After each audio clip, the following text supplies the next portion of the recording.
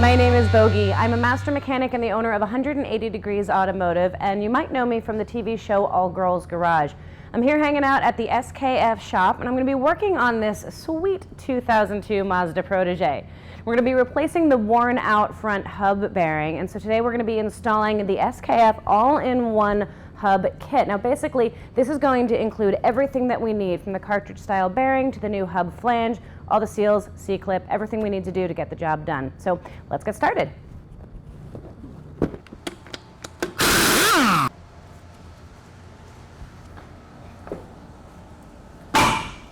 All right, so we've got our tire off, and first things first, we need to remove our caliper and caliper bracket. The idea here is that we're going to remove the entire knuckle so we can just bring it over to the press out the old bearing, put in the new one. So let's get started.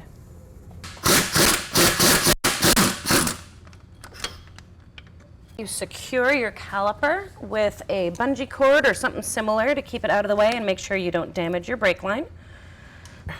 Rotor off and out of the way.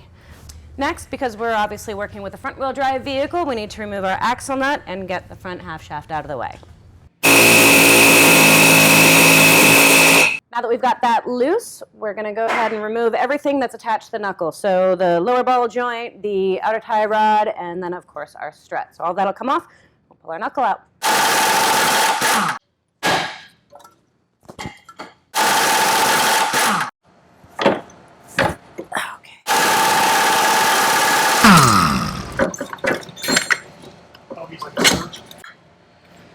All right, so now that we have the knuckle out, I brought it over to our press, got everything set up so we have a flat surface to work with, and found the right adapter so we can press out the flange.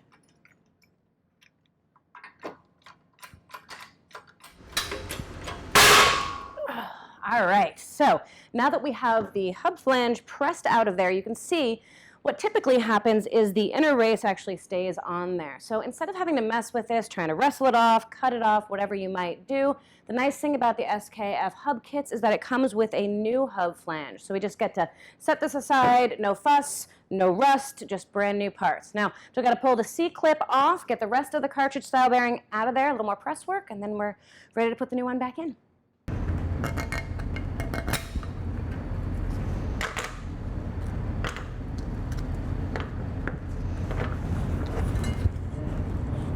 Should fit nicely.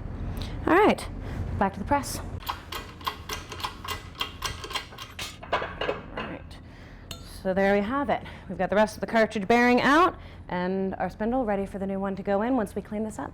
Before we go and install our new bearing, what we want to do is inspect the old one, and what we're looking for are the press marks all the way around. We're looking for them to be relatively even. If you have an area on the bearing where there aren't any press marks, it might be a sign that you have an out of round knuckle, and so we definitely would want to then measure that or just replace it. The other thing you want to do is check the inside surface here, make sure there's no high spots or deep grooving, and then just maybe clean it up with a rag and some brake clean, and then we'll be ready to reinstall the new one. Again, I've got it set in there and the proper adapter in place, and so now we are ready to press the new one back in.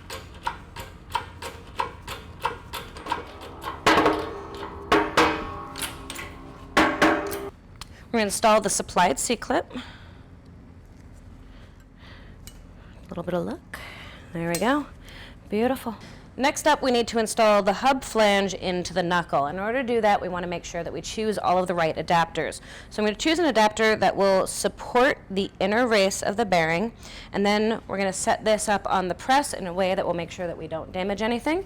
What I've come up with is an adapter that will support the hub flange, and now I'm going to take the knuckle and put it on top. I like to do it this way so that all of these appendages are sticking up and out of the way. I don't have to work around them. I'm going to make sure everything is centered up.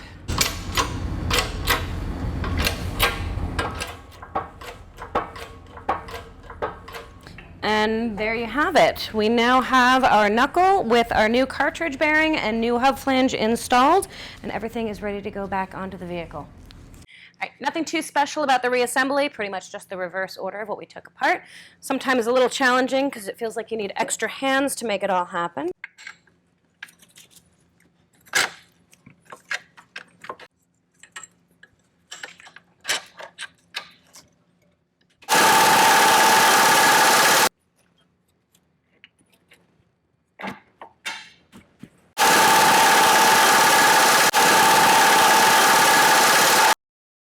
Okay, so we've got the knuckle back installed. Everything is bolted down, the strut, the outer tie rod, and of course our lower ball joint. Now the only thing different about reassembly than disassembly is the axle nut. It's very important that you get this to the proper torque specifications. On this vehicle it is 205 foot-pounds. So we're going to get that torque down, and then once it's in place you want to make sure that you lock it in. You can tell on the old one that there's an area where it's indented and there's an indent on the axle, so you want to make sure you lock that down.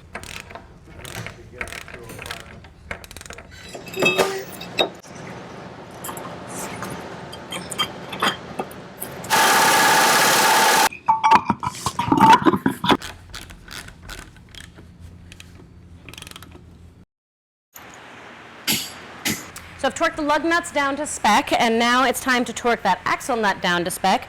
The specification on this vehicle is 205 foot-pounds.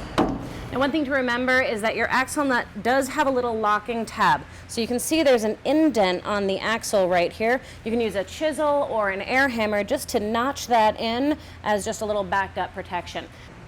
Once we do that, the final step will be to pump the brakes and then take this car for a test drive. Thanks for watching. Hope you got some good tips out of this video. And remember, when you're looking for quality replacement parts for your vehicle, don't compromise on safety. Install confidence with SKF bearings and seals. For more product information, check them out online at skfpartsinfo.com, or you can interact with them on Twitter at skfpartsinfo.